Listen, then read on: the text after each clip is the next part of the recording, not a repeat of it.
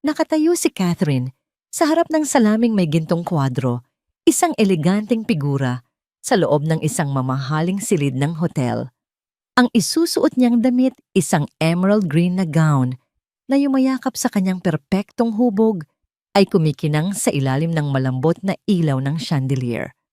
Ang kanyang buhok ay nakaayos sa isang sopistikadong paraan at ang kanyang pampaganda ay walang kapintasan, nagpapatingkad sa kanyang matangos na ilong at malalambot na labi. Sa unang tingin siya ang larawan ng isang babaeng may tiwala sa sarili at tagumpay handa para sa isang gabi ng pagdiriwang. Ngunit ang kanyang mga mata, ang nagsasabi ng ibang kwento. Habang tinititigan niya ang sariling refleksyon, walang bakas ng kagalakan o pananabik. Ang mga ito ay malamig matalim at may kalkuladong determinasyon na nagpapahiwatig ng isang bagyong namumuo sa loob.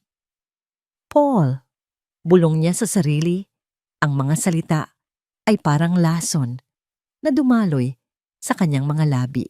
Ang pangalan ay gumulong sa kanyang dila na may bigat ng nakaraang hindi pa tapos. Akala mo siguro nakalimutan na kita. Akala mo siguro napatawad na kita. Isang mapait na ngiti ang sumilay sa kanyang labi. Isang nangiting hindi umabot sa kanyang mga mata.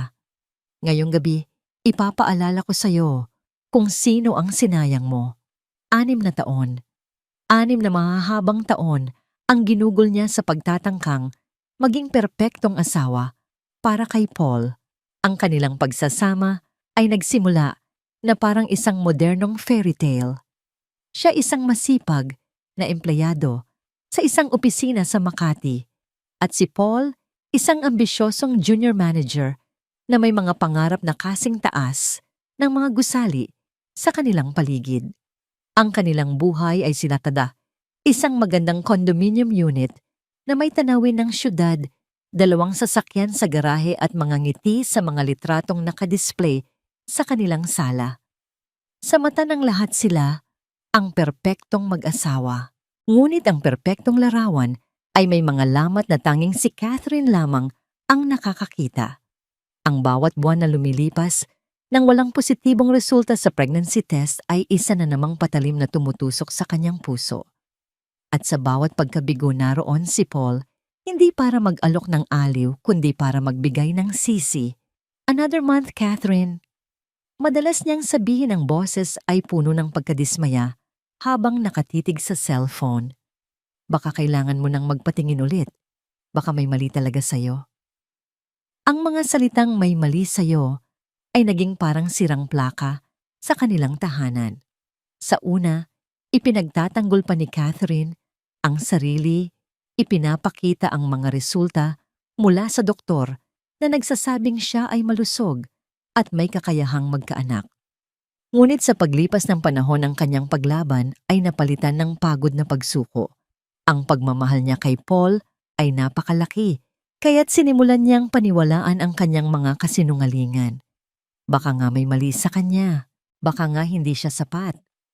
Ang kanilang bahay ay naging isang malamig na espasyo. Ang mga hapunan ay tahimik, ang mga gabi ay ginugugol sa magkabilang dulo ng kama. Si Catherine ay patuloy na nagtatrabaho, nag-iipon ng pera at umaasa na isang araw, isang himala ang darating at magbabago ng lahat.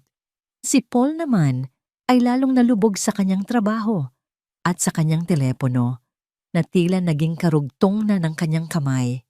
Isang hapon umuwi si Catherine na may dalang panibagong pag-asa. Galing siya sa isang kilalang espesyalista sa fertility at ang resulta ay hindi maikakaila. Paul, tingnan mo.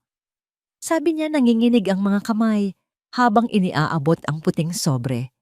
Ang kanyang puso ay tumatalon sa tuwa. Sabi ni Dr. Reyes, 100% healthy ako.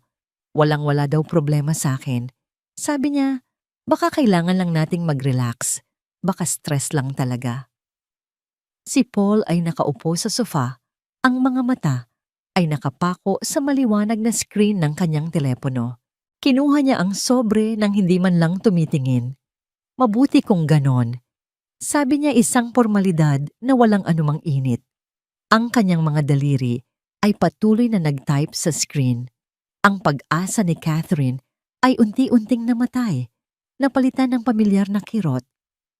Paul, hindi mo ba naiintindihan? Ibig sabihin nito kaya nating bumuo ng pamilya. Sa wakas, nag-angat siya ng tingin. Ang kanyang mga mata ay walang emosyon na parang salamin na hindi tinatablan ng kanyang pananabik. Talaga pagkatapos ng 6 na taon, ngayon mo lang yan nalaman. Isang mapanuyang tawa ang kumawala sa kanya. Baka naman sa'yo pa rin ang problema, Catherine. Magaling lang magtago ang katawan mo. Ang mga salita ay tumama sa kanya na parang sampal. Mas masakit pa sa pisikal na pananakit. Ito ay isang pag-atake sa kanyang pagkababae, sa kanyang halaga bilang isang tao. Tumalikod siya, hindi na makapagsalita, upang itago ang mga luhang nagsimulang mamuo sa kanyang mga mata. Nagpunta siya sa kusina, nagkunwaring may kukunin habang ang dibdib niya ay sumisikip sa sakit. Iyon ang gabing nagbago ang lahat. Habang si Paul ay naliligo, naiwan niya ang kanyang telepono sa coffee table. Karaniwan hindi ito pinapansin ni Catherine. Ang paggalang sa privacy ay isa sa mga pundasyong sinubukan niyang panatilihin sa kanilang nasisirang pagsasama. Ngunit ng gabing iyon, isang malakas na puwersa ang nagtulak sa kanya. Ang pagod na, sa hinala, ang sawang-sawa na sa pakiramdam na siya ang may kasalanan. Umilaw ang screen ng telepono, nag-anunsyo ng isang bagong mensahe. Bago pa niya mapigilan ang sarili, ang kanyang mga mata ay napako sa pangalan sa itaas ng mensahe. Liza. At sa tabi ng pangalan isang maliit na pulang puso. Isang emoji na sumisigaw ng isang katotohanang matagal nang ipinagkakait sa kanya. Ang mensahe mismo ay simpleng-simple, ngunit mapanira. Miss you. See you tomorrow. Same time, same place. Ang hangin ay tila naubos sa silid. Ang tibok ng kanyang puso ay umalingaw-ngaw sa kanyang mga tainga na parang tambol na nagbabadya ng isang digmaan. Naramdaman niyang gumuho ang sahig sa ilalim ng kanyang mga paa. Ang 6 na taon ng sakripisyo, pag-asa at pagtitiis ay bumagsak sa kanya na parang isang toneladang bigat. Hindi ang pagkakaroon ng ibang babae ang pinakamasakit. Ito ay ang realisasyon na ang lahat ng sakit na ipinadama sa kanya ni Paul, ang mga paninisi, ang mga masasakit na salita, ang pagpaparamdam sa kanya na siya ay kulang ay hindi dahil sa kanilang problema sa pag-aanak. Ito ay isang kalkuladong paraan upang idiin siya, upang bigyan ng katwiran ang kanyang sariling pagkukulang at pagtataksil. Nang lumabas si Paul mula sa banyo, nakita niya si Catherine na nakatayo sa gitna ng sala, nakatingin sa kawalan. Ang telepono ay bumalik na sa dati nitong pwesto, ngunit ang hangin sa pagitan nila ay nagbago. Ito ay mabigat, puno ng mga salitang hindi kayang bigkasin at mga katotohanang hindi na maitatago. May problema ba? Tanong ni Paul. Ang boses ay may bahid ng inis, tila naiistorbo sa katahimikan. Tumingin si Catherine sa kanya at sa unang pagkakataon, sa loob ng maraming taon nakita niya siya ng malinaw. Hindi bilang ang lalaking minahal niya, kundi bilang isang estranghero.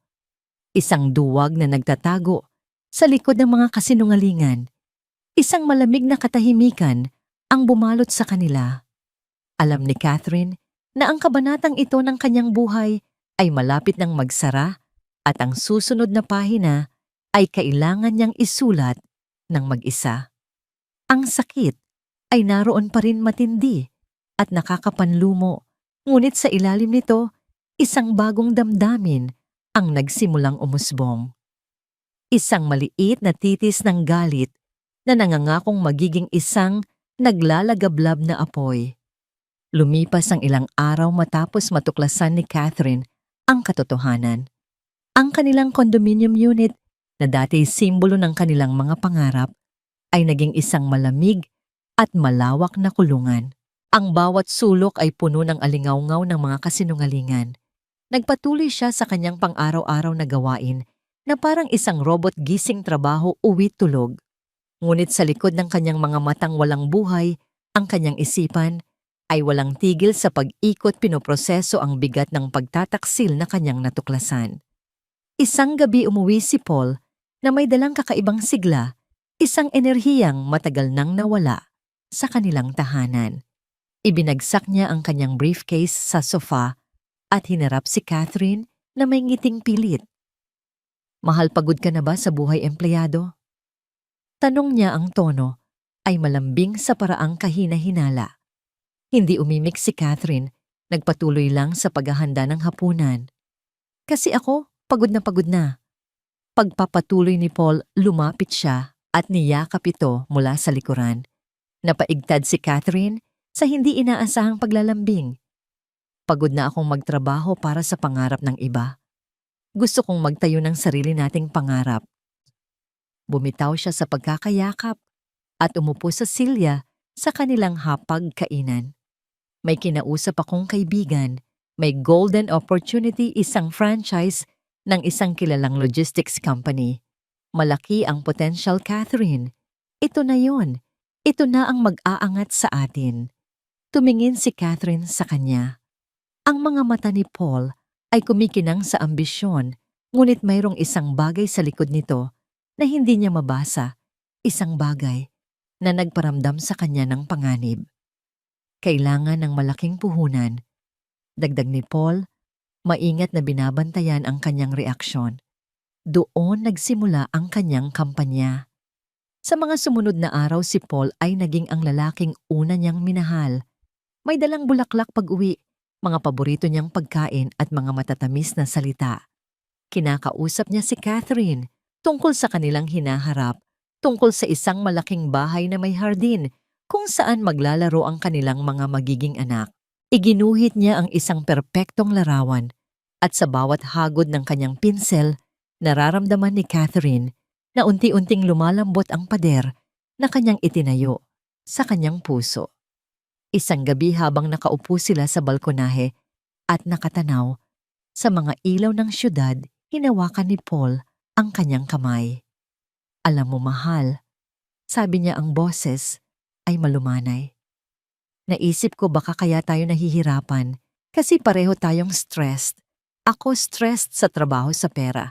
Ikaw stressed sa pressure. Paano kung mawala ang financial stress natin? Paano kung hindi ko na kailangang mag-alala tungkol sa mga bayarin? Baka doon mag-relax ang katawan mo. Baka doon na natin makuha ang pamilyang pangarap natin." Ito ang pinakatusong pagmamanipula. Ginamit ni Paul ang pinakamalalim na kahinaan at pangarap ni Catherine laban sa kanya. Ikinonekta niya ang pera sa pag-asa, ang negosyo sa pagkakaroon ng anak. Naramdaman ni Catherine ang isang kislap ng pag-asa. Paano kung tama? Siya, paano kung pera lang talaga ang problema? Ang desperadong bahagi ng kanyang puso ay kumapit sa ideyang yon. "Magkano ba ang kailangan?" tanong niya. Sa wakas, ang boses ay halos pabulong. "0.8 million. Sagot ni Paul, mabilis at direkta. "Alam kong malaki, pero ito na yon. Para sa atin to." Alam ni Catherine ang halagang yon. Iyon ang lahat ng kanyang ipon sa loob ng halos 10 taon ng pagtatrabaho. Iyon ang kanyang emergency fund, ang kanyang kaligtasan, ang tanging bagay na tunay na sa kanya. Isang pag-aalinlangan ang gumapang sa kanyang puso. Naalala niya ang text ni Liza, ang malamig na pakikitungo ni Paul. "Paul, pera ko yon. Pinaghirapan ko." Sabi niya, ang boses ay nanginginig. "Hindi ba? Hindi ba pwedeng umutang muna tayo sa bangko?" Ang pagbabago sa mukha ni Paul ay biglaan at nakakatakot. Ang lambing ay naglaho na parang bula na palitan ng isang madilim na ulap ng galit. Tumayo siya mula sa kanyang upuan. Ang kanyang anyo ay tila naging mas malaki sa ilalim ng dilim ng gabi. Utang. Para magbayad tayo ng interes, para mabaon tayo lalo. Ang boses niya ay tumaas. "Catherine, ano bang tingin mo rito, laro? Buhay natin to, kinabukasan natin." Pumasok siya sa loob at sumunod si Catherine. Ang hinihiling ko lang ay pagkatiwalaan mo ako. Sigaw niya, ang ugat sa kanyang leeg ay lumitaw. Ako ang lalaki dito, ako ang magtataguyod sa atin. Pero pinag-ipunan ko yon para hindi na niya natapos ang sasabihin. Sa isang mabilis na galaw ibinagsak ni Paul ang kanyang kamao sa kanilang mesa. Isang malakas na kalabog ang umalingaw-ngaw. Sa buong unit nagpatalon sa mga baso at nagpaigtad kay Catherine. Ang tunog ng karahasan ay pumuno sa katahimikan, isang malinaw na mensahe ng pananakot. Para saan? Para itago sa bangko habang naghihirap ako mag-isip kung paano tayo aahon. Ang kanyang mga mata ay nanlilisik sa galit. Buong buhay kitang bubuhayin. Ang hinihiling ko lang ay pagkatiwalaan mo ako. O baka naman mas mahalaga pa ang pera mo kaysa sa pamilyang pangarap natin. Tumalikod siya at nagmamartsang pumasok sa kanilang silid. Malakas na isinara ang pinto. Naiwan si Catherine na nakatayo sa sala, nanginginig ang buong katawan. Ang mga salita ni Paul ay tumagos sa kanya, puno ng panunumbat at kasalanan. Siya ba ay makasarili? Siya ba ang humahadlang sa kanilang mga pangarap? Ang takot at pagkalito ay naghalo sa kanyang isipan. Hindi siya nakatulog ng gabing iyon. Paulit-ulit na umikot sa kanyang isip ang lahat, ang pagtataksil, ang matatamis na pangako, ang marahas na galit. Ngunit sa ilalim ng lahat ng iyon, may isang maliit na tinig ng pag-asa na pilit niyang pinakikinggan. Ang tinig na nagsasabing, baka ito na ang solusyon. Baka kapag naibigay niya ang gusto ni Paul, babalik na ang dating siya. Babalik na ang pagmamahal. Babalik na ang kanilang mga pangarap. Kinaumagahan na may mabigat na puso at nanginginig na mga kamay, binuksan ni Catherine ang kanyang banking app. Tinitigan niya ang mga numero sa screen, ang simbolo ng kanyang pagsisikap at kalayaan. Huminga siya nang malalim, ipinikit ang kanyang mga mata at pinindot ang confirm transfer. Sa isang iglap, nawala ang lahat. Lumabas si Paul mula sa silid bihis na para sa trabaho. Nakita niya si Catherine sa may mesa, ang telepono ay nasa kanyang kamay. Ginawa ko na, sabi ni Catherine, ang boses ay walang laman. Nasa account mo na. Isang malawak na ngiti ang sumilay sa mukha ni Paul. Lumapit siya at niyakap si Catherine ng mahigpit. Salamat, mahal. Salamat sa tiwala. Pangako hindi mo ito pagsisisihan. Ito na ang simula ng lahat. Isinubsob ni Catherine ang kanyang mukha sa dibdib ni Paul, hinahanap ang init at kapanatagan na matagal na niyang inaasam. Ngunit nang magtama ang kanilang mga mata sa ibabaw ng kanyang balikat, nakita ni Catherine ang kawalan. Walang init, walang tunay na pasasalamat. Tanging isang malamig at kalkuladong tingin na tila nagsasabing, nakuha ko na ang gusto ko. 6 na buwan ang lumipas na parang isang mahabang panaginip ng mga huwad na pag-asa. Ang negosyong itinayo gamit ang pera ni Catherine ay umunlad ng higit pa sa inaasahan ni Paul. Ang dating junior manager ay isa ng kinikilalang CEO, isang titulo na buong pagmamalaki niyang ipinangangalandakan. Ang kanyang mga damit ay pawang may tatak, ang kanyang relo ay kumikinang sa bawat galaw, at ang kanyang tindig ay may halong kayabangan na hindi pa nakita ni Catherine noon. Habang si Paul ay umaakyat, si Catherine ay nanatili sa parehong lugar, isang empleyado sa opisina na unti-unting nauupos. Ang mga pangako ni Paul ay naging mga bulong na lang sa hangin. Ang mga gabi nila ay lalong lumamig. Madalas na siyang umuuwi ng hating gabi, ang dahilan ay palaging late night meetings o client dinners. At palaging may amoy na naiiwan sa kanyang damit, isang matamis at mabulaklak na pabango na hindi pag-aari ni Catherine. Sa tuwing itatanong niya ito, ang sagot ni Paul ay mabilis at puno ng inis. Pabango yan ng kliyente. Huwag kang ang paranoid. Ngunit alam ni Catherine ang pagkakaiba ng amoy, na kumapit lang at amoy na nagmula sa isang mahigpit na yakap. At sa bawat gabi na dumaraan, lalo niyang nararamdaman na siya ay isang estranghero na lamang sa sarili niyang buhay. Isang araw, napagtanto niya ang isang bagay na nagpadama sa kanya ng matinding kirot. Ang kanilang ika-7 anibersaryo ng kasal ay kinabukasan na. Sa loob ng 6 na taon ito, ay isang bagay na sabay nilang ipinagdiriwang. Ngayon, sigurado siyang nakalimutan na ito ni Paul. Isang desperadong ideya ang nabuo sa kanyang isipan. Ito na marahil ang huling pagkakataon, isang huling pagsubok. Susubukan niyang ibalik ang nawalang tamis, ipaalala kay Paul ang babaeng kanyang pinakasalan. Nagpaalam siya ng maaga sa trabaho at ginugol ang buong hapon sa paghahanda. Niluto niya ang paboritong ulam ni Paul, isang espesyal na kalderetang baka na pinag-aralan niyang lutuin dahan-dahang pinalambot sa loob ng maraming oras hanggang sa ang karne ay humihiwalay na sa buto. Ang mayaman at mabangong amoy nito ay pumuno sa buong kondominium, isang amoy ng tahanan at pagmamahal na matagal nang nawala. Inayos niya ang mesa, naglagay ng 2 kandila at ginamit ang kanilang pinakamagandang mga pinggan. Bago dumilim, lumabas siya at bumili ng isang maliit at eleganteng mango cake. Sa ibabaw nito, ipinasulat niya sa asul na tumpang, "Happy 7th Anniversary, mahal." Habang hinihintay niya si Paul, ang kanyang puso ay pinaghalong pananabik at kaba. Bawat minuto na lumilipas ay parang isang oras. Tinitingnan niya ang orasan, pagkatapos ay ang kanyang telepono.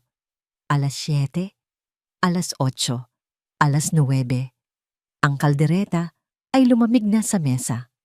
Ang mga kandila ay unti-unting nauupos.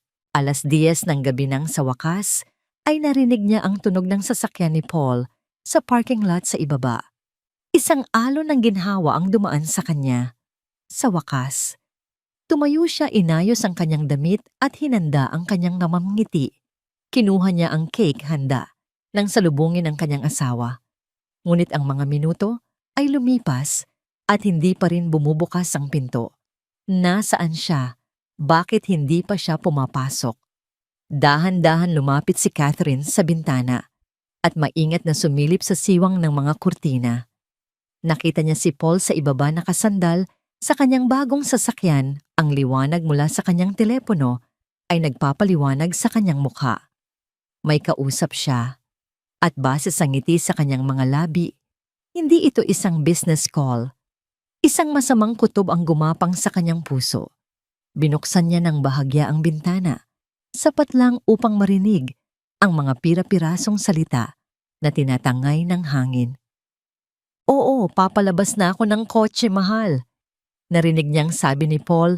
Ang salitang mahal ay parang isang patalim na tumusok sa pandinig ni Catherine. "Sobrang saya ko kanina. Oo, nakuha ko na lahat. Malinis ang pagkakagawa." Isang malamig na pawis ang namuo sa noo ni Catherine. Nakuha ko na lahat. Ang mga salitang yon ay umaling-aungaw sa kanyang isipan. Konting tiis na lang. Pagpapatuloy ni Paul, ang boses ay malambing at puno ng pangako, isang lambing na hindi na kailanman ipinaramdam sa kanya. "Hihiwalayan ko na ang baog na yon. Para siyang bangko na may mga paa." Ang mundo ni Catherine ay huminto sa pag-ikot. Baog. Bangko na may mga paa. Ang mga salita ay hindi lang masakit. Ang mga ito ay mapanira. Ang mga ito ang buod ng kanyang halaga sa mata ng lalaking binigyan niya ng lahat. Siya ay isang problema na kailangang iwanan at isang instrumentong nagamit na. Isang ugong ang pumuno sa kanyang tainga. Ang lakas ay tila umalis sa kanyang mga binti at ang kanyang mga kamay ay biglang nanghina. Ang kahon ng cake na kanyang hawak ay dumulas mula sa kanyang manhid na mga daliri.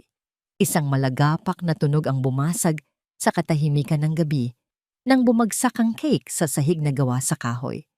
Sa ibaba, nagulat si Paul sa biglaang ingay. Nakita niya itong lumingon pa itaas, patungo sa kanilang bintana. Ang kanyang mukha ay nagpakita ng pagkataranta. "Shit! Sige na, I'll call you back." Mabilis niyang sabi bago ibinaba ang tawag. Naiwan si Catherine na nakatayo nakatitig sa durog na cake sa sahig. Ang puting tumpang ay kumalat ang asul, na sulat ay nasira at hindi na mabasa. Ito ay isang perpektong metapora para sa kanilang pagsasama, isang bagay na minsang maganda ngayon ay wasak at hindi na maaayos. Ilang sandali pa bumukas ang pinto. Pumasok si Paul, ang kanyang mukha ay isang maskara ng pag-aalala. Ngunit nang makita niya ang eksena sa kanyang harapan, ang mesang nakaayos para sa dalawa, ang mga natutunaw na kandila, ang durog na cake sa sahig, at si Catherine na nakatayo na parang isang multo, ang kanyang pagkukunwari ay naglaho. Ang kanyang mga mata ay naging malamig at walang pakialam. Nakita niya na nahuli na siya at wala nang dahilan para magpanggap pa. Nilagpasan niya si Catherine na parang hindi ito umiiral. Hindi niya tinapunan ng tingin ang nasirang cake o ang inihandang hapunan. Dire-diretso siyang naglakad patungo sa kanyang briefcase na nakapatong sa sofa. Binuksan niya ito nang may kahinahunan na parang isang negosyante na isasara ang isang transaksyon. Kumuha siya ng isang makapal na folder. Naglakad siya pabalik sa mesa sa tanging bahagi na hindi nadumihan ng cake at inilapag ang mga papel sa ibabaw nito. Ang tunog ay malutong sa nakabibinging katahimikan. Tumingin si Paul kay Catherine, ang kanyang mga mata ay walang anumang emosyon, walang pagsisisi, walang awa. "Pirmahan mo," sabi niya, ang boses ay kasing lamig ng yelo. "Divorce papers." Ang biyahe sa South Luzon Expressway ay isang mahabang paglubog sa kadiliman. Ang makukulay na ilaw ng Manila ay unti-unting lumabo sa kanyang rearview mirror, naging mga basag na hiyas sa likod ng mga luhang walang tigil sa pag-agos. Bawat kilometrong tinatahak ng kanyang lumang kotse palayo sa syudad ay 1 kilometrong palayo sa buhay na kanyang binuo, sa mga pangarap na kanyang inalagaan at sa sakit na dumurog sa kanya. Manhid ang kanyang mga kamay sa manibela, manhid ang kanyang mga paa sa silinyador. Ang tanging nararamdaman niya ay isang malawak at umaalingaw-ngaw na kawalan sa kanyang dibdib. Wala na ang pera, wala na ang asawa, wala na ang 6 na taon ng kanyang buhay. Siya ay isang bangkay na nagmamaneho pauwi sa lugar na matagal na niyang tinalikuran. Madaling araw na nang marating niya ang pamilyar na arko na nagsasabing, "Welcome to Laguna." Ang hangin ay nagbago, mula sa amoy usok na hangin ng syudad tungo sa mamasa-masang amoy ng lupa at mga halaman. Pumasok siya sa kanilang maliit na bayan kung saan ang lahat ay tila huminto sa oras. Ang mga bahay ay tulog pa at tanging ang ritmikong tunog ng mga kuliglig ang sumalubong sa kanya. Ipinark niya ang kotse sa tapat ng kanilang bahay, isang lumang istrukturang gawa sa kahoy at semento na kinakitaan na ng edad. Nagbabalat na ang pintura, may kalawang na ang mga rehas ng bintana, at ang hardin na dati puno ng mga bulaklak ng kanyang ina ay ngayoy pinamumugaran na ng mga damo. Sa tabi ng bahay ay ang anino ng isang mas malaking istruktura, ang dati nilang maliit na karinderya na ngayoy isang madilim at tahimik na multo ng nakaraan. Dala ang nag-iisang maleta na naglalaman ng mga damit at basag na pangarap, dahan-dahan siyang pumasok sa bahay. Isang maliit na ilaw mula sa kusina ang tanging liwanag. At doon nakaupo sa isang lumang silyang yantok ay ang kanyang ina, si Gloria. Maputla ang kanyang ina at mas payat kaysa sa huli niyang pagkikita. Ang mga guhit sa mukha nito ay tila mas lumalim, ngunit ang mga mata nito, nang magtama ang kanilang paningin, ay puno pa rin ng walang kapantay na pagmamahal. Hindi ito nagtanong, hindi ito nanghusga. Tumayo lang ito at sa kabila ng panghihina, sinalubong siya ng isang mahigpit na yakap. "Anak," bulong ni Gloria, at sa isang salitang iyon, pumuhos ang lahat ng luhang pinigilan ni Catherine. Sa bisig ng kanyang ina, humagulgol siya na parang isang batang nawawala. Ang sakit, ang galit, ang kahihiyan. Lahat ay lumabas sa anyo ng mga luhang mainit at mapait. Ang mga sumunod na araw ay lumipas na parang isang malabong panaginip. Ginugol ni Catherine ang karamihan ng kanyang oras sa loob ng kanyang lumang silid. Nakatitig sa kisame, paulit-ulit na tinatanong ang sarili kung saan siya nagkamali. Ang balita ng kanyang pag-uwi ay mabilis na kumalat sa kanilang maliit na komunidad. Sa tuwing lalabas siya para bumili ng tinapay, nararamdaman niya ang mga mapanuring mata ng mga kapitbahay. Naririnig ang mga bulungang humihina kapag siya'y napapadaan. Ang kanilang mga tingin ay pinaghalong awa at tsismis, isang kombinasyong mas masakit pa kaysa sa hayagang pangungutya. Isang hapon, dumating ang kanyang matalik na kaibigan mula pagkabata si Eileen. Hindi tulad ng iba, walang pag-aalinlangan sa mga mata ni Eileen. Sinalubong niya si Catherine ng isang yakap na puno ng pangunawa. Wala akong pakialam sa nangyari, sabi ni Eileen habang nakaupo sila sa kanilang beranda. Wala akong pakialam sa sasabihin ng mga tsismosang yan. Ang mahalaga, nandito ka na. Ligtas ka na. Ngunit hindi maramdaman ni Catherine na ligtas siya.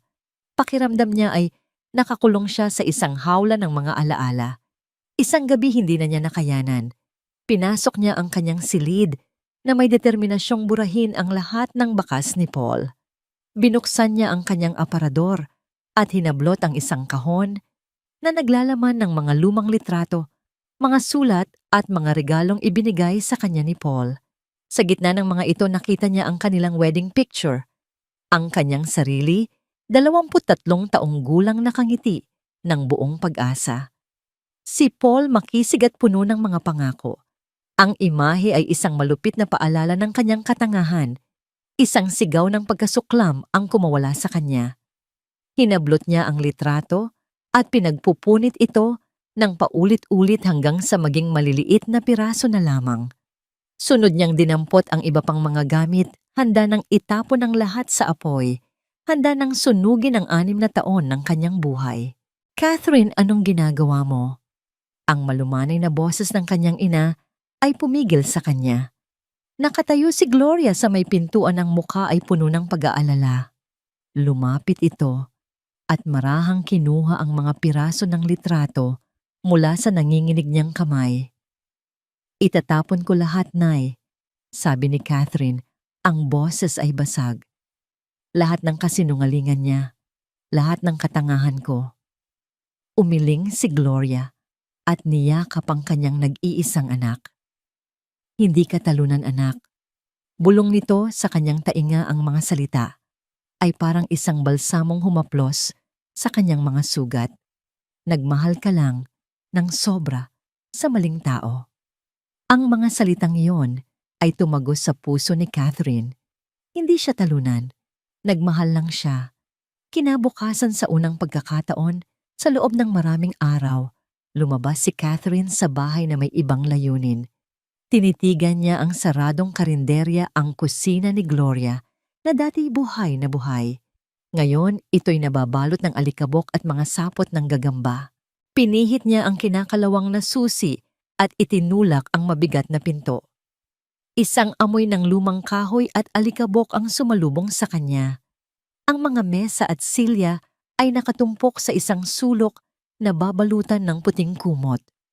Ang kusina sa likod ay madilim at tahimik. Tumayo siya sa gitna ng katahimikan. Sa lugar na ito, nakita niya ang kanyang ina na nagtatrabaho ng walang pagod para itaguyod siya. Dito naramdaman niya ang init ng komunidad at ang saya ng paghahain sa kapwa. Ito ay isang lugar ng pag-ibig at pagsisikap. Isang desisyon ang nabuo sa kanyang isipan. Kumuha siya ng walis at basahan. Nagsimula siyang maglinis. Hindi para magnegosyo, kundi para lang may pagkaabalahan. Para may dahilan, siyang bumangon kinabukasan. Sa bawat pag-alis niya ng alikabok, sa bawat pagpunas niya sa dumi, pakiramdam niya ay nililinis din niya ang mga sugat sa kanyang puso. Isang piraso sa bawat pagkakataon. Ang paglilinis ng lumang karinderya ay naging pang-araw-araw na ritual ni Catherine. Sa bawat pagwawalis ng alikabok, sa bawat pagpunas sa mga mesang matagal nang hindi nagagamit, nararamdaman niya ang unti-unting pagbabalik ng lakas sa kanyang mga bisig at sa kanyang puso. Ito ay isang gawaing pisikal, ngunit ang epekto nito ay emosyonal. Sa bawat sulok na kanyang nililinis, tila may isang madilim na alaala siyang itinatapon. Isang mainit na hapon, habang abala siya sa pagtatanggal ng mga sapot ng gagamba sa lumang signboard na kahoy, isang anino ang tumabon sa kanya. Napatingala siya handa ng mainis sa kung sino mang umistorbo sa kanya. Nakatayo sa kanyang harapan ang isang lalaki. Hindi pamilyar ang mukha nito. Matangkad ito at payat, may suot na simpleng puting t-shirt at maong. Ang kanyang buhok ay bahagyang magulo at may suot siyang salamin na nagbibigay sa kanya ng isang matalinong anyo. Ngunit ang pinakapumukaw sa pansin ni Catherine ay ang malaking kamerang nakasabit sa kanyang leeg. "Magandang hapon, miss." Sabi ng lalaki, ang kanyang boses ay mahinahon at magalang. Mayroon itong nangiti na hindi pilit, isang nangiting nagmumula sa mga matang puno ng kuryosidad. "Pasensya na sa abala, napadaan lang ako at hindi ko maiwasang mapahanga sa lugar na ito."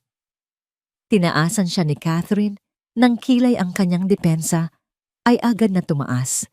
"Sarado na to." Maikli niyang sagot at bumalik sa kanyang ginagawa. "Alam ko, halata naman." Malumanay na sabi ng lalaki, hindi natinag sa kanyang pagiging masungit. "Pero may kakaibang ganda ang mga lumang istruktura. Parang may mga kwento silang binubulong. Ako nga pala si Daniel, isang photographer." Hindi pa rin siya pinansin ni Catherine. "Naisip ko lang kung okay lang sa'yo. Baka pwedeng kumuha ng ilang litrato para lang sa koleksyon ko. Nanghihinayang kasi akong makita ang mga ganitong lugar na tuluyan ng makalimutan." Ang kanyang mga salita ay tapat at puno ng paggalang. Ito ang pumigil kay Catherine na tuluyan siyang ipagtabuyan.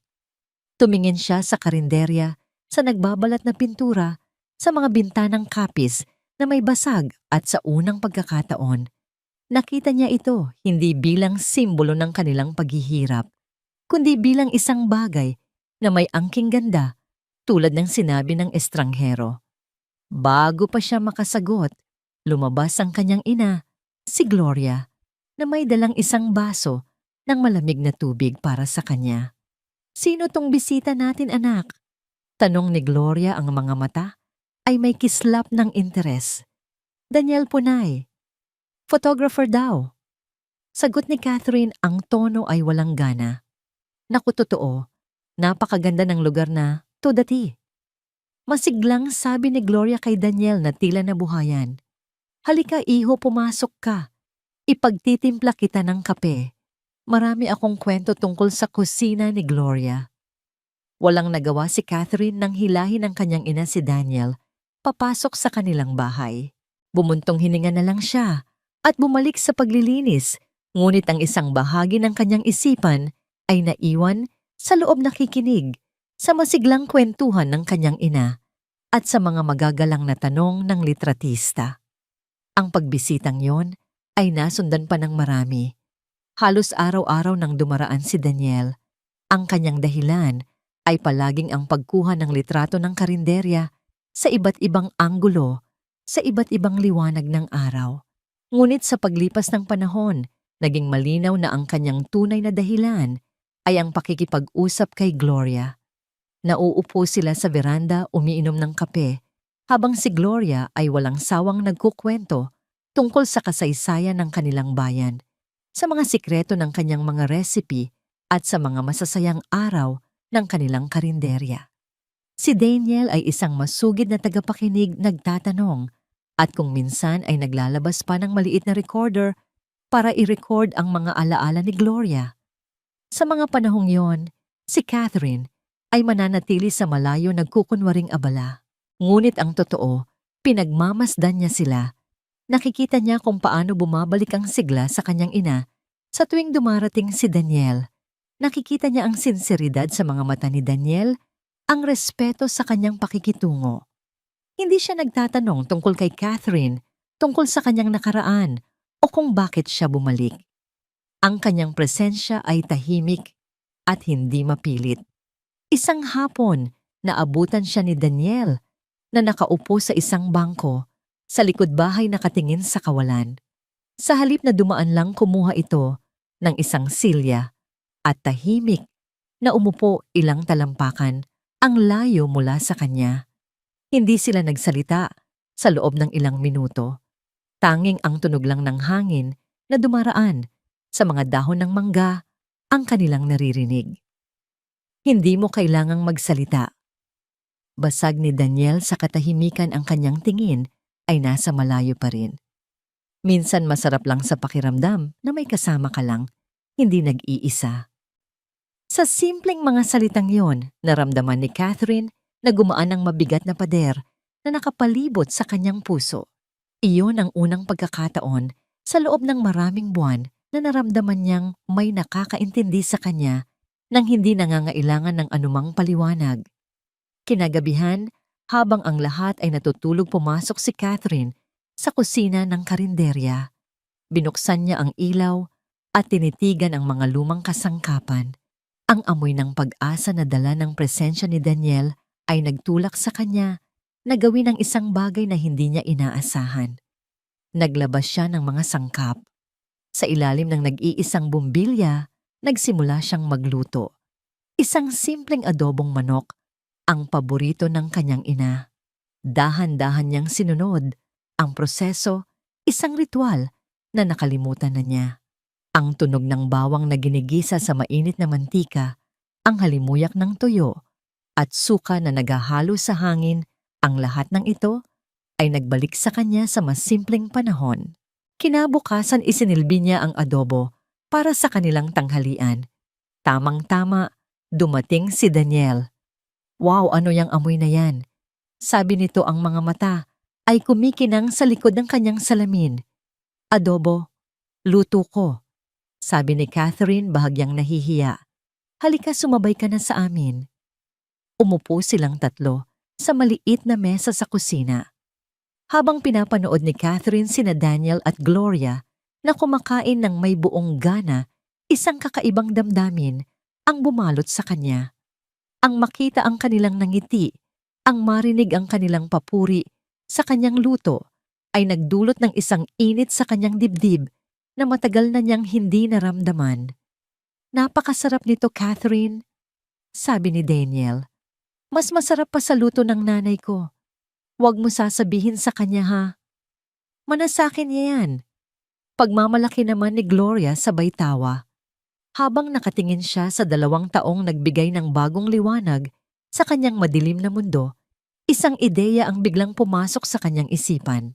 Isang maliit na kislap na unti-unting lumaki at nag-apoy. Paano kung ang kusinang ito ay muling mabuhay, hindi bilang ang dating karinderya, kundi isang bagay na bago, isang bagay na sariling-sarili niya.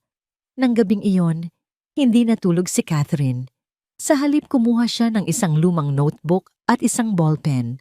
Sa unang pahina, sa ilalim ng liwanag ng buwan na tumatagos sa kanyang bintana, isinulat niya ang 2 salita: buhay kusina. Ang unang hakbang ay ang pinakamahirap. Gamit ang natitirang kaunting ipon na naitabi ng kanyang ina, sinimulan ni Catherine ang buhay kusina. Ang kanyang naging opisina ay ang maliit na mesa sa sala. Ang kanyang marketing department ay isang bagong gawang Facebook page, at ang kanyang punong himpilan ay ang lumang kusina na puno ng mga luma ngunit matitibay na kasangkapan. Sa nanginginig na mga daliri, pinindot niya ang publish. Sa kanyang unang post, isang simpleng anunsyo na nag-aalok ng lutong bahay na packed lunch, ihahatid sa mga kalapit na opisina at kabahayan. Ang menu ay simple adobong puti. Sa unang araw, sinigang na baka, sa miso sa pangalawa. Ang mga litrato na kinunan ng luma niyang cellphone ay hindi kagandahan, ngunit malinis tingnan. Ang mga unang order ay mula sa mga kaibigan ni Aileen at sa mga dating suki ng kanyang ina, mga awang order, tulad ng tawag niya rito. Ngunit order pa rin iyon, Bawat umaga, bago pa man tumilaok ang mga manok, gising na si Catherine.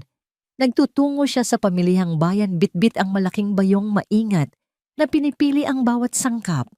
Siya ang kusinera, ang tigaripak, ang kahera at ang delivery girl, lahat sa isang katauhan. Ang mga araw ay naging isang walang katapusang siklo ng pagod. Ang init mula sa lumang kalan ay dumidikit sa kanyang balat. Ang amoy ng bawang at sibuyas ay kumakapit sa kanyang buhok. Ang kanyang mga kamay ay nagkaroon ng mga kalyo at maliliit na paso.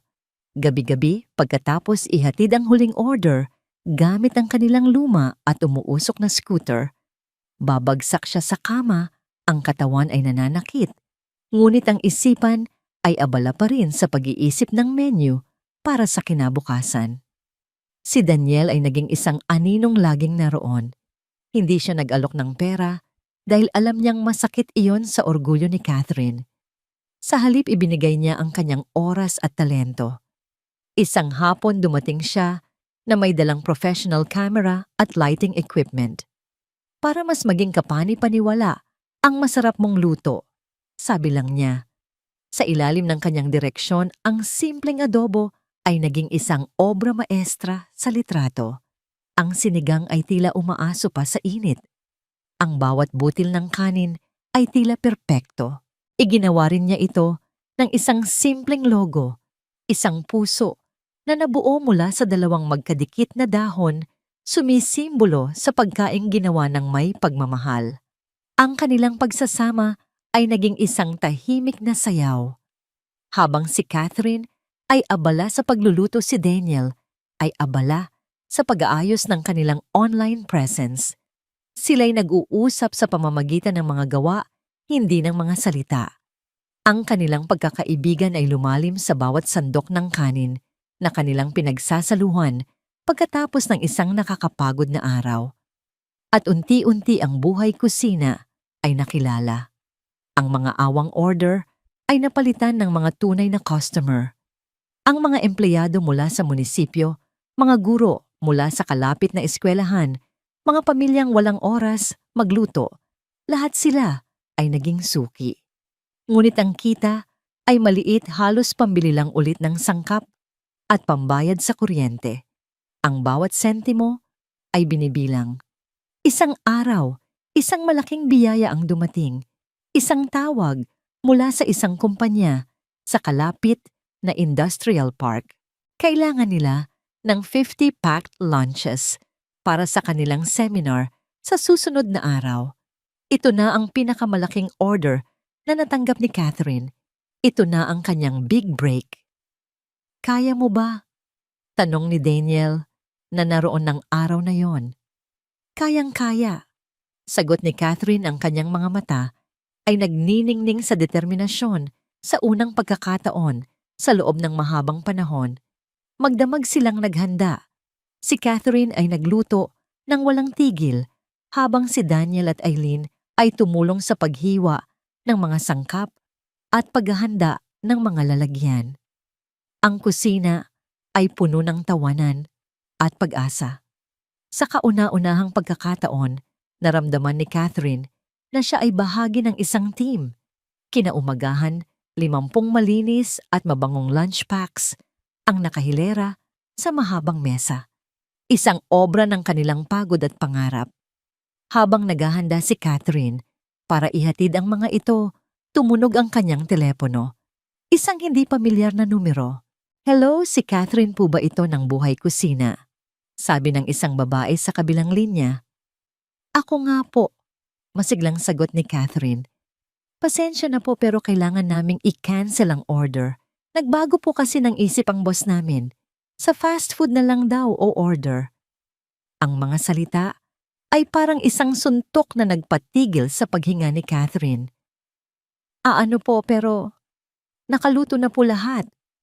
"Pasensya na po talaga. Wala po kaming magagawa." At ibinaba ng babae ang tawag. Nabitawan ni Catherine ang telepono. Tumingin siya sa 50 packed lunches. Ang puhunan niya para doon ay halos lahat na ng kanyang natitirang pera. Ang kanyang kita sana ay gagamitin niya para bumili ng isang maliit na refrigerator. Ngayon lahat ay nawala. Dahan-dahan siyang napasandal sa pader at napaupo sa sahig. Ang amoy ng pagkain na kanina'y amoy ng tagumpay ay naging amoy ng kabiguan. Walang tunog na lumabas sa kanyang bibig, ngunit ang mga luha ay nagsimulang dumaloy sa kanyang mga pisngi. Tahimik, walang katapusan. Pumasok si Daniel sa kusina, handa nang tumulong sa pagbubuhat, ngunit natigilan nang makita siya. Nakita niya ang pagkain, nakita niya ang luha. Hindi na siya nagtanong. Sa halip na magsalita, lumapit siya, kumuha ng isang basahan at nagsimulang magpunas ng mga mesa. Pagkatapos ay kinuha niya ang walis at sinimulang walisin ang sahig.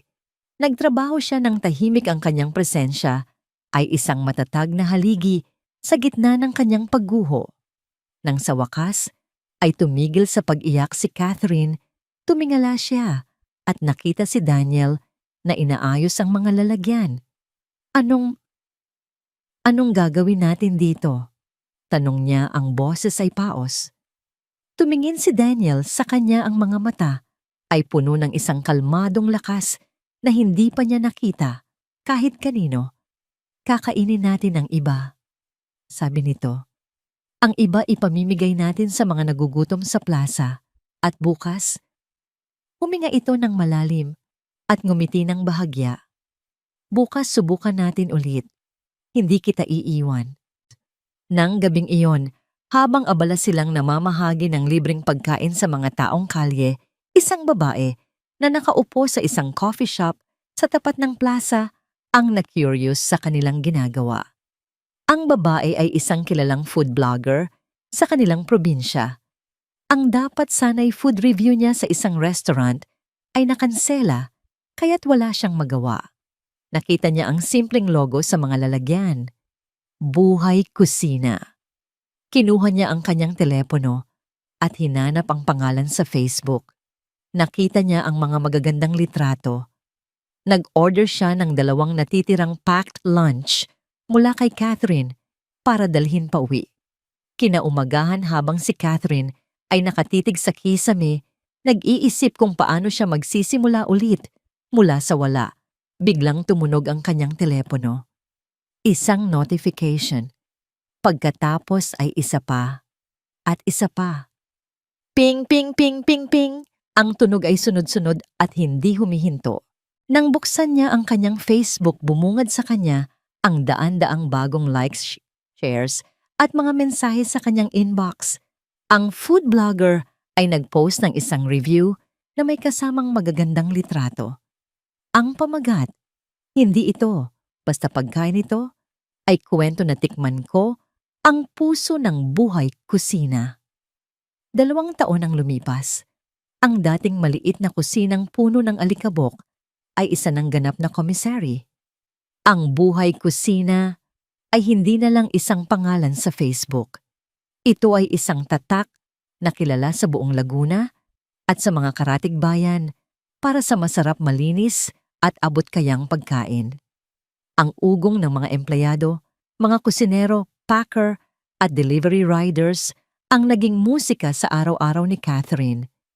Ang luma nilang scooter ay napalitan na ng isang fleet ng mga motorsiklo, bawat isa'y may tatak ng berdeng puso ng Buhay Kusina. Si Catherine, ang babaeng umuwi na wasak at walang-wala, ay isa ng iginagalang na negosyante. Ang kanyang mga mata, na dati laging may bakas ng kalungkutan, ay ngayoy nagniningning sa tiwala at layunin. Ang luma nilang bahay ay naipaayos, na pininturahan ng muli, at ang hardin ay puno na ulit ng mga makukulay na bulaklak na inaalagaan ni Gloria, na ngayoy malakas na at hindi na kailangang mag-alala sa mga bayarin sa gamot. Sa gitna ng lahat ng tagumpay na ito, ang pinakamatatag na pundasyon ng kanyang buhay ay si Daniel. Ang kanilang relasyon ay hindi nagsimula sa mga bulaklak o matatamis na salita. Nagsimula ito sa tahimik na pagdamay, sa pagwawalis ng sahig sa gitna ng kabiguan at sa pagbabahagi ng adobo sa isang maliit na mesa. Ang kanilang pag-ibig ay itinayo sa pundasyon ng respeto at paghanga, isang pag-ibig na nakakita sa tunay na lakas ng bawat isa. Isang Sabado ng hapon, pagkatapos ng isang abalang linggo, nagkayayaan silang maglinis ng orihinal na kusina na ngayoy nagsisilbing sentimental na sulok ng kanilang commissary. Habang si Catherine ay abala sa pag-aayos ng mga lumang kaldero, lumapit si Daniel na may dalang isang basket ng sariwang gulay. Kailangan ko ng tulong sa paghiwa ng sibuyas. Sabi niya, isang simpleng request na ginagawa nila halos araw-araw. Umupo si Catherine. Sa tapat niya sa isang maliit na mesang kahoy, ang parehong mesa kung saan una siyang nagplano para sa buhay kusina. Habang abala siya sa paghiwa, napansin niyang hindi kumikilos si Daniel. Nakatitig lang ito sa kanya, ang mga mata ay puno ng isang emosyon na napakalalim at napakatindi. Bakit niya tanong ni Catherine, bahagyang natawa? Hindi ka ba marunong maghiwa niyan? Umiling si Daniel. Dahan-dahan kinuha niya ang kutsilyo mula sa kamay ni Catherine at inilapag ito sa mesa. Hinawakan niya ang dalawang kamay nito, mga kamay na may kalyo na at may mga peklat ng paso, mga kamay na nagtayo ng isang imperyo mula sa abo. Catherine, sabi niya, ang kanyang boses ay seryoso at puno ng sinseridad. Sa kusinang ito nakita kitang bumangon. Sa mesang ito, nakita kitang mangarap. At sa bawat araw na lumilipas dito sa tabi mo, nakikita ko ang aking habang buhay. Isang maliit na itim na kahon ang inilabas niya mula sa kanyang bulsa. Binuksan niya ito at sa loob ay isang simpleng singsing na may isang maliit at kumikinang na bato. Hindi ito magarbo, ngunit ito ay totoo tulad niya. Hindi ako mangangako ng isang perpektong buhay. Pagpapatuloy niya, ang kanyang mga mata ay hindi bumibitaw sa kanya. Pero ipinapangako kong hihiwain ko lahat ng sibuyas na magpapaiyak sa'yo. Pakakasalan mo ba ako? Walang engranding produksyon, walang mga nakatagong kamera. Tanging silang dalawa lang sa lugar kung saan nagsimula ang lahat. Tumulo ang luha mula sa mga mata ni Catherine, ngunit sa pagkakataong ito, ang mga ito ay luha ng purong kaligayahan. Isang kaligayahang akala niya ay hindi na niya muling mararamdaman. Oo, bulong niya. Oo, Daniel, oo. Ang kanilang kasal ay ginanap makalipas ang isang buwan sa hardin ng kanilang bagong ayos na bahay. Ito ay simple at taimtim. Ang mga bisita ay bilang lang sa daliri, si Gloria, si Eileen, at ang mga magulang ni Daniel. Si Catherine ay may suot na simpleng puting bestida at ang kanyang bouquet ay gawa sa mga paboritong bulaklak ng kanyang ina na pinitas mula sa kanilang hardin. Ito ang kabaligtaran ng kanyang unang kasal, ngunit ito ang pinakatotoong sandali ng kanyang buhay. Habang isinusumpa niya ang kanyang pag-ibig kay Daniel sa ilalim ng isang puno ng mangga, naramdaman niya ang isang kapayapaan na hindi kayang bilhin ng anumang halaga. Ngunit ang buhay tulad ng negosyo ay may sariling mga pagsubok. Habang ang buhay kusina ay patuloy na lumalago, gayon din ang stress ni Catherine. Madalas siyang nakakaramdam ng pagkahilo at pagkapagod. Madalas siyang nasusuka sa umaga. Stress lang yan, sabi niya kay Eileen isang araw habang sila'y nagkakape. Dumarami ang orders, kailangan ko nang mag-hire ng manager. Tinitigan siya ni Eileen nang may pagdududa. Stress o baka naman? Iba yan. Kailan ka huling nagkaroon? Natigilan si Catherine. Sa sobrang abala, hindi na niya namalayan. Sinubukan niyang alalahanin. 2 linggo ng huli, 3 linggo, 1 buwan, mahigit 1 buwan na. Imposible. Mabilis niyang sabi, isang automatikong depensa laban sa pag-asang matagal na niyang ibinaon. 6 na taon naming sinubukan ni Paul, walang nangyari. Sabi ng mga doktor. Iba si Paul, iba si Daniel, puputol ni Eileen na may halong lambing at pagpupumilit. Bumili ka ng test para lang sigurado walang mawawala. Nang gabing iyon dala ng kaba at takot na umasa, bumili si Catherine ng 3 magkakaibang brand ng pregnancy test. Ikinulong niya ang sarili sa banyo. Ang kanyang mga kamay ay nanginginig habang sinusunod niya ang mga direksyon. Habang hinihintay niya ang resulta, ang kanyang puso ay kumakarera na parang isang kabayong tumatakbo para sa buhay nito. 1 minuto, 2 minuto. Dahan-dahan niyang dinampot ang unang test.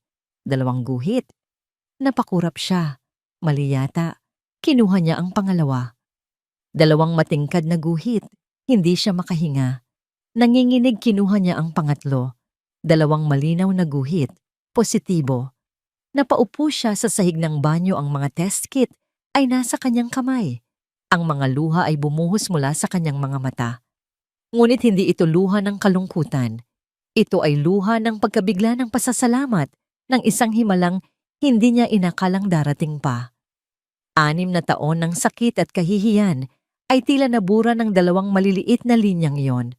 Nang ipakita niya kay Daniel, binuhat siya nito at inikot-ikot sa kanilang sala. Ang tawa nito ay isang musika ng purong kagalakan. Sa kanilang unang appointment sa doktor, ang kaba ni Catherine ay hindi pa rin nawawala. Paano kung may mali, bulong niya kay Daniel habang nasa waiting room sila. Walang mali. Sagot ni Daniel, hinigpitan ang hawak sa kanyang kamay. At kung meron man, haharapin natin ng magkasama. Sa loob ng malamig na silid ng ultrasound, humiga si Catherine sa kama. Ang kanyang puso ay nasa kanyang lalamunan. Ipinahid ng doktor ang malamig na gel sa kanyang tiyan. Ilang sandali ng katahimikan habang ang probe ay gumagalaw-galaw. At pagkatapos, isang tunog ang pumuno sa silid, isang malakas, mabilis at ritmikong tibok. Thump-thump, thump-thump, thump-thump. Ayan, sabi ng doktora nakangiti. Isang malusog na heartbeat. Isang buntong hininga ng ginhawa ang kumawala kay Catherine.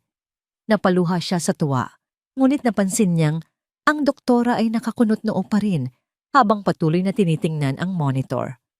Sandali, sabi ng doktora, inilipat-lipat ang probe. May isa pa? Thump-thump, thump-thump, thump-thump.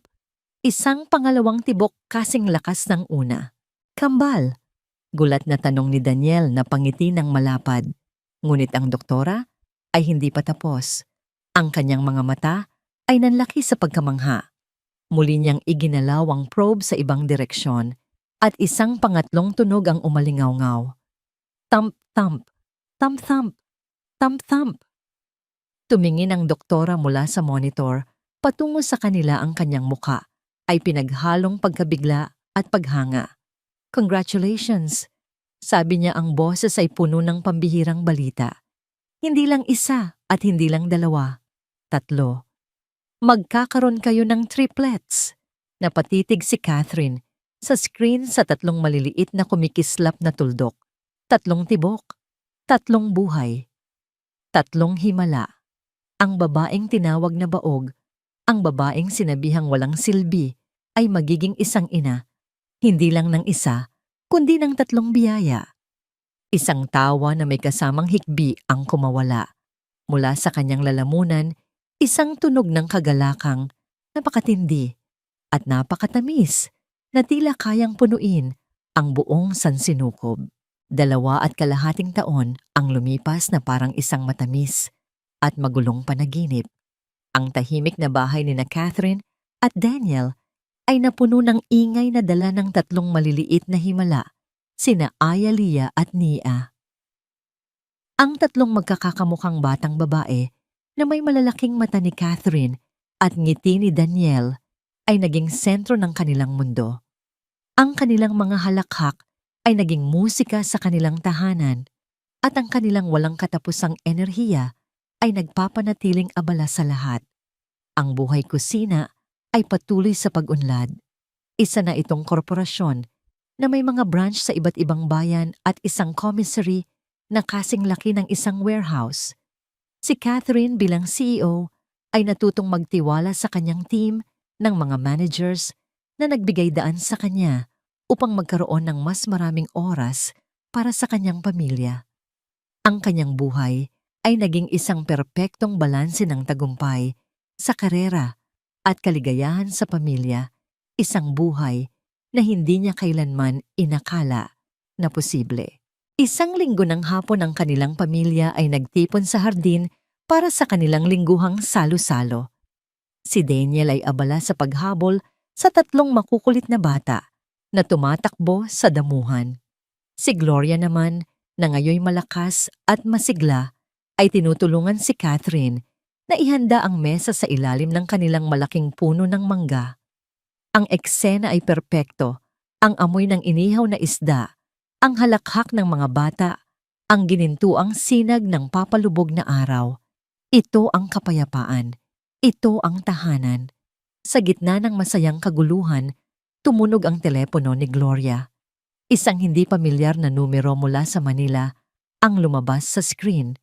Karaniwan hindi nila sinasagot ang mga hindi kilalang tawag tuwing oras ng pamilya, ngunit sa hindi malamang dahilan, pinindot ni Gloria ang answer.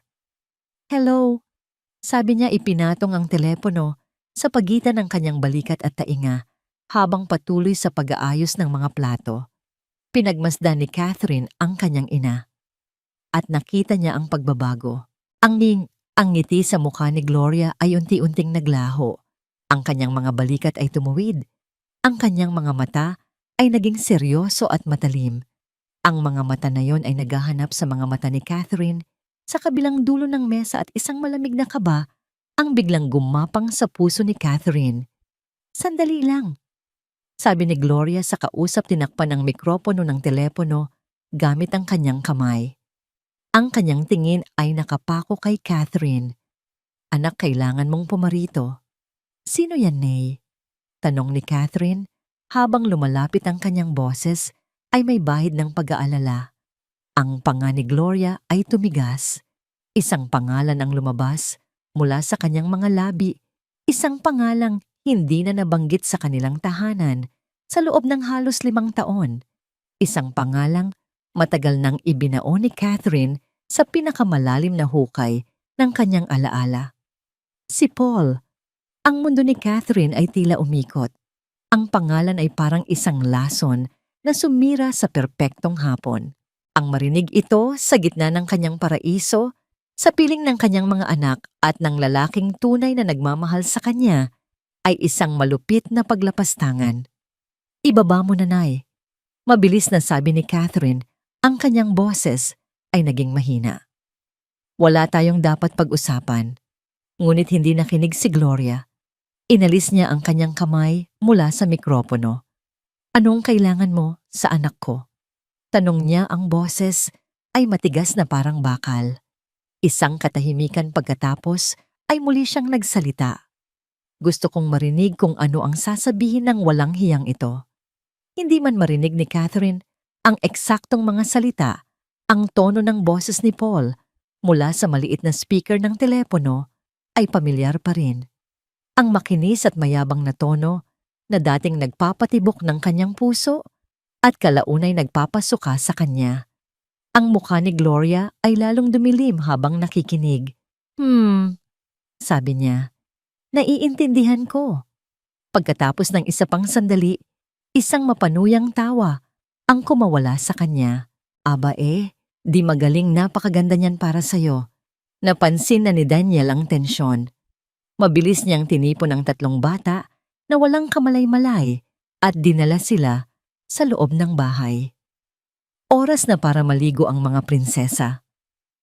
Masayang anunsyo niya isang malinaw na senyales na naiintindihan niyang kailangan ni Catherine ng espasyo. Nagpasalamat si Catherine sa kanyang isipan para sa lalaking laging alam kung ano ang kailangan niya nang hindi nagsasalita. Sa wakas, ibinaba ni Gloria ang tawag. Tinitigan niya si Catherine nang matagal ang kanyang mukha ay hindi mabasa. "Ano ang gusto niya ko?" tanong ni Catherine, kahit na ang isang bahagi niya ay ayaw nang malaman. Sumandal si Gloria sa kanyang upuan, ang kanyang mga mata ay nag-aapoy. "Magpapakasal na siya," simpleng sabi niya. "Kay Liza." Ang balita ay parang isang sampal. Hindi dahil sa sakit, kundi dahil sa kawalan ng hiya. At hindi lang yan. Dagdag ni Gloria, ang kanyang boses ay tumalas. Gusto kanyang imbitahan. At sinabi niya sa akin ng malinaw na sabihin ko sa'yo na welcome ka raw na pumunta para magdiwang kasama nila. Dahil ikaw daw ang tumulong sa kanya na makapagsimula. Gusto raw niyang ipakita sa'yo ang kanyang pasasalamat sa lahat ng ginawa mo para sa kanya. Bawat salita ay tumagos kay Catherine na parang lason. Hindi ito isang paanyaya. Ito ay isang patibong, isang hamon. Gusto ni Paul na pumunta siya para ipamukha sa kanya ang kanyang tagumpay, ang tagumpay na itinayo mula sa mga piraso ng durog na puso ni Catherine. Gusto niyang ipagmalaki ang pamilyang binuo niya kasama ang ibang babae. Iniisip ni Paul na siya pa rin ang babaeng umalis ng Manila, wasak talunan at walang-wala. Iniisip niyang darating siyang nakayuko isang buhay na halimbawa ng kasawian na magpapaganda sa imahe ng kanyang bagong asawa. Ang kapal ng mukha niya bulong ni Catherine na paupo sa isang silya. Ang kanyang mga kamay ay nagsimulang manginig sa galit. Ang kapal-kapal ng mukha niya.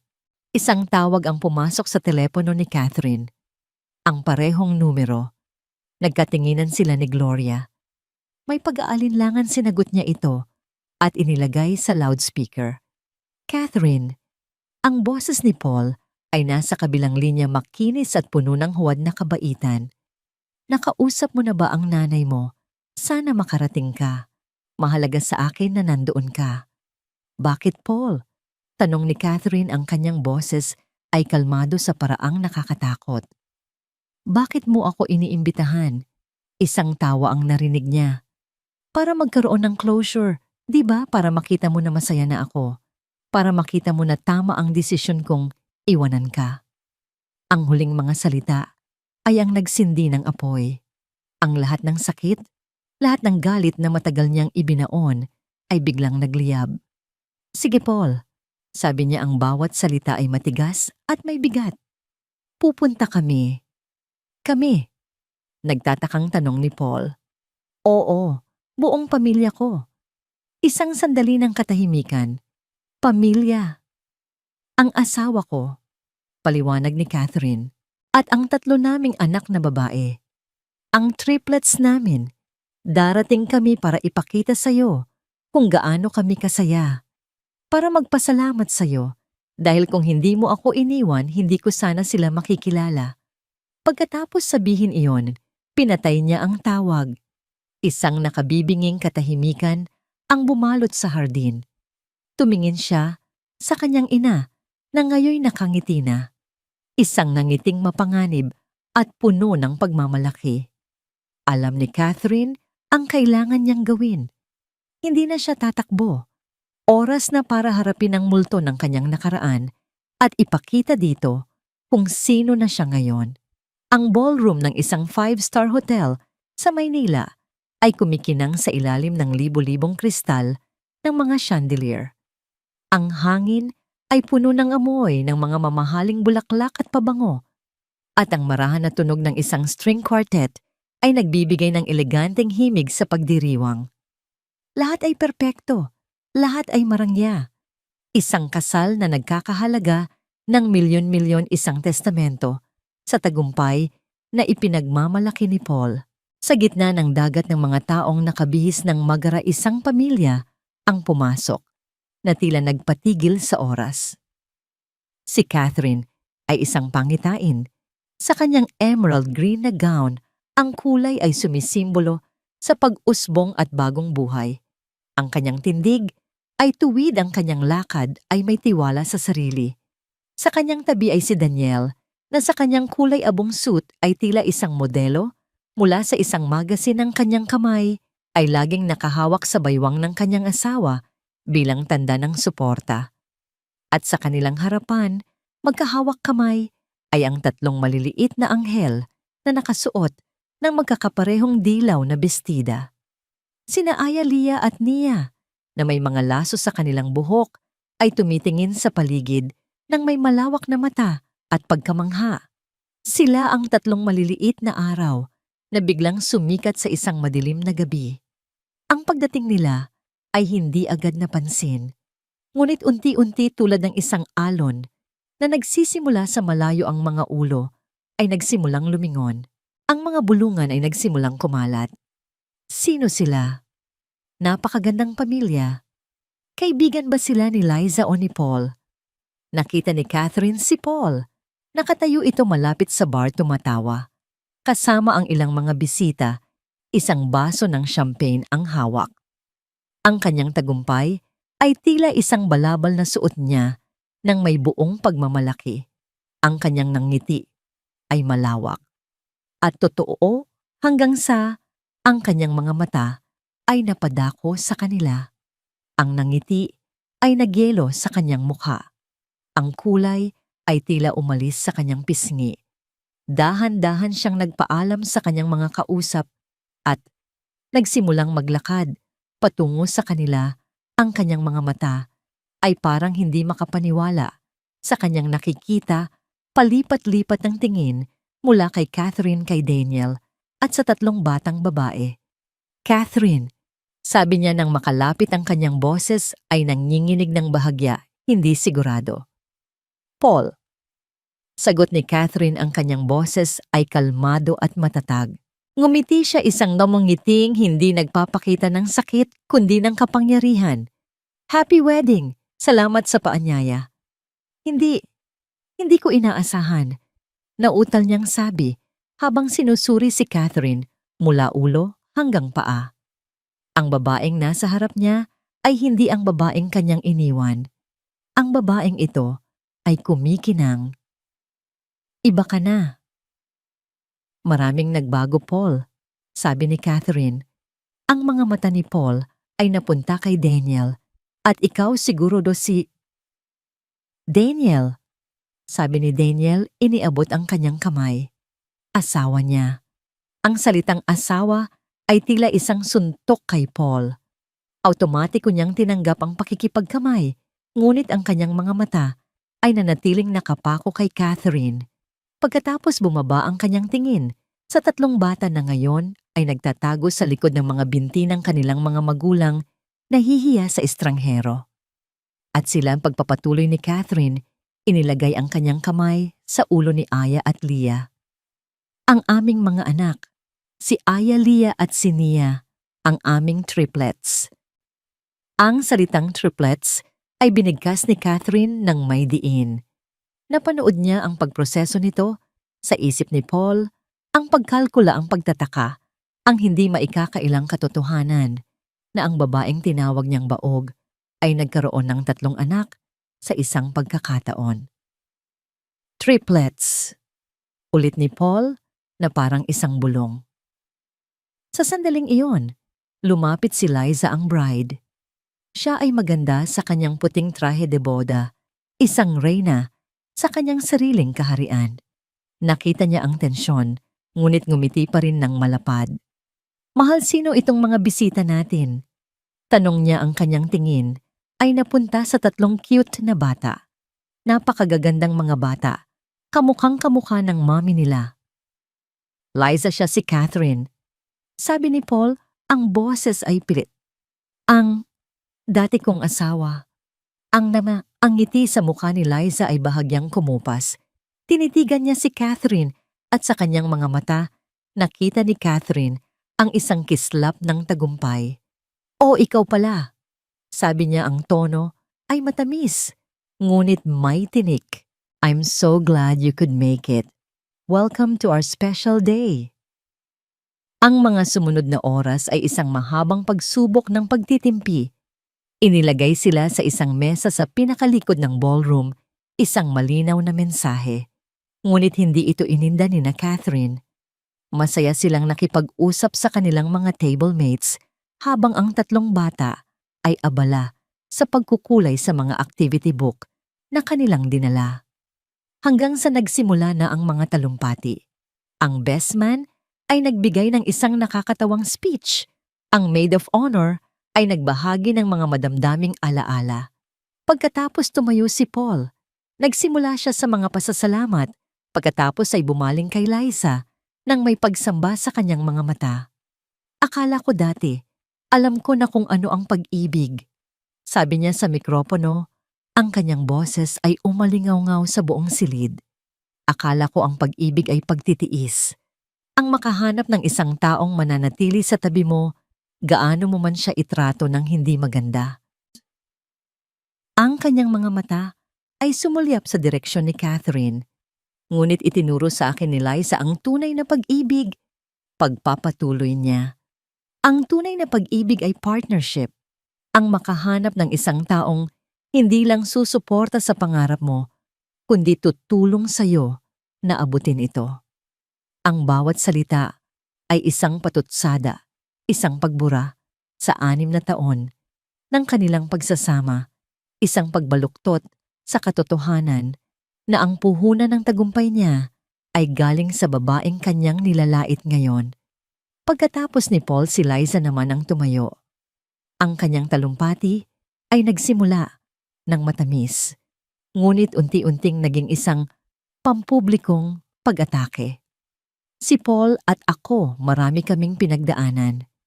Sabi niya, ang kanyang tingin ay naghahanap sa likuran ng ballroom. May mga hadlang, may mga pagkakamali sa nakaraan. Huminto siya, tila nag-iisip ng tamang salita. Ang dating asawa ni Paul. Naging magkasama sila ng 6 na taon at sa loob ng lahat ng panahong iyon, hindi niya naibigay ang isang bagay na pinakamahalaga. Ang silid ay tumahimik. Ang tensyon ay halos mahahawakan na. Ang isang anak, pagpapatuloy ni Liza ang kanyang boses, ay may diin. 6 na taon, pero walang maipakita, walang legacy, walang kinabukasan. Hinawakan ni Daniel ang kamay ni Catherine sa ilalim ng mesa, isang tahimik na paalala na kasama niya ito. Ngunit ako, sabi ni Liza, itinaas ang kanyang baso, ang kanyang ngiti ay matalim na parang isang patalim. Ibinigay ko kay Paul ang pamilyang matagal na niyang pinapangarap. Pinatunayan ko na sa tamang babae, sa isang babaeng fertile. Lahat ay posible. Ang salitang fertile ay binitiwan niya na parang isang bomba. Isang direktang sampal sa mukha ni Catherine sa harap ng daan-daang tao. Kaya ngayong gabi, pagtatapos ni Liza, ipinagdiriwang natin hindi lang ang aming pag-iibigan, kundi ang tagumpay laban sa lahat ng hadlang. Sa tunay na pag-ibig na nagbubunga, nagpalakpakan ng mga tao bagamat ang ilan ay hindi komportable. Naramdaman nila ang lason sa ilalim ng matatamis na salita. Naramdaman ni Catherine ang mga matang nakatingin sa kanya. Ang plano ni Paul ay gumagana. Siya ang sentro ng kahihiyan, ngunit sa halip na mapaluha isang kakaibang kalinawan, ang bumalot sa kanya. Hindi na ito tungkol sa pagpapakita na masaya siya. Ito ay tungkol sa paglalabas ng katotohanan. Pagkatapos ng ilang pangtalumpati, tinanong ng MC, mayroon pa po bang gustong magbahagi ng ilang salita para sa ating bagong kasal?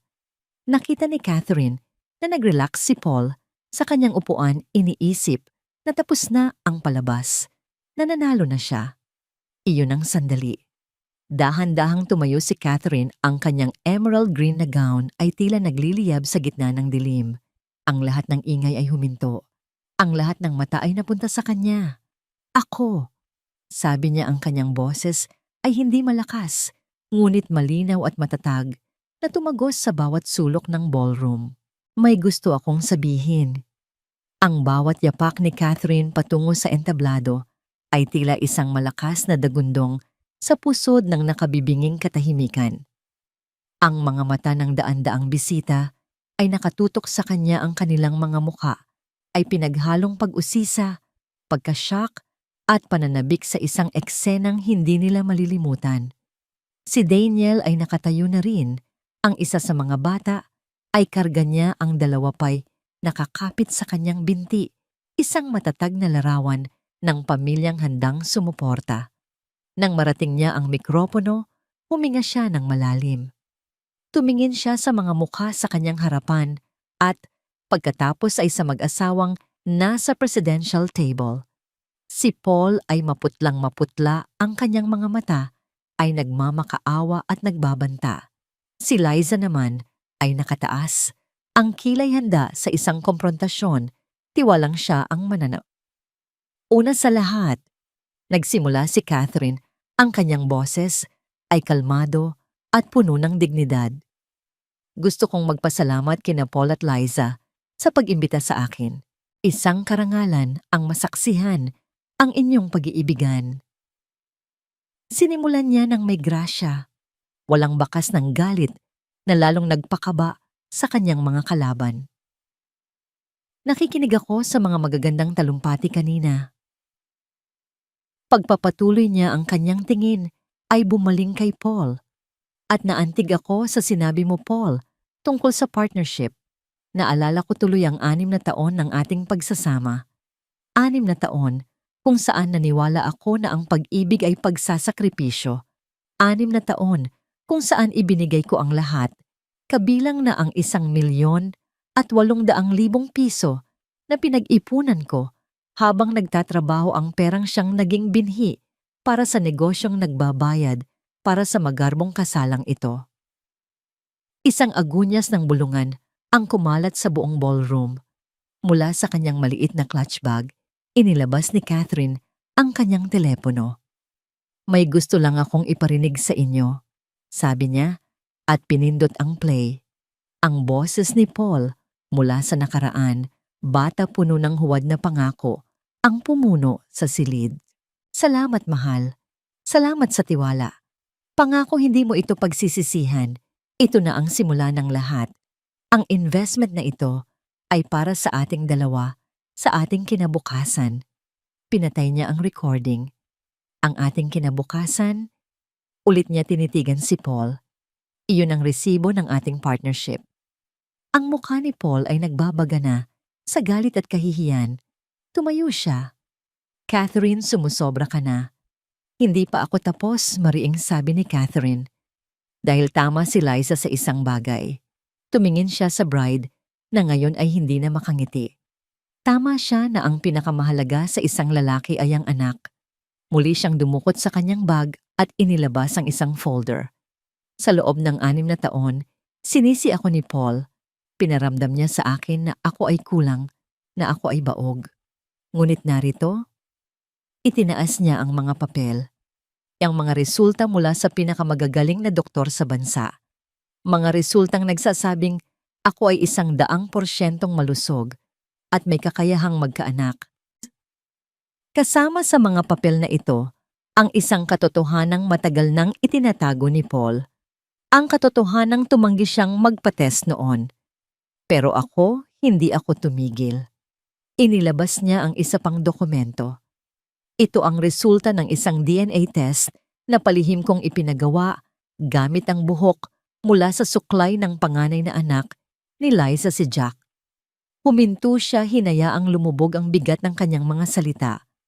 Ang resulta, 0% probability. Si Jack ay hindi anak ni Paul. Isang kolektibong gasp ang narinig. Si Liza ay napahawak sa mesa, ang kanyang muka ay nawalan ng kulay.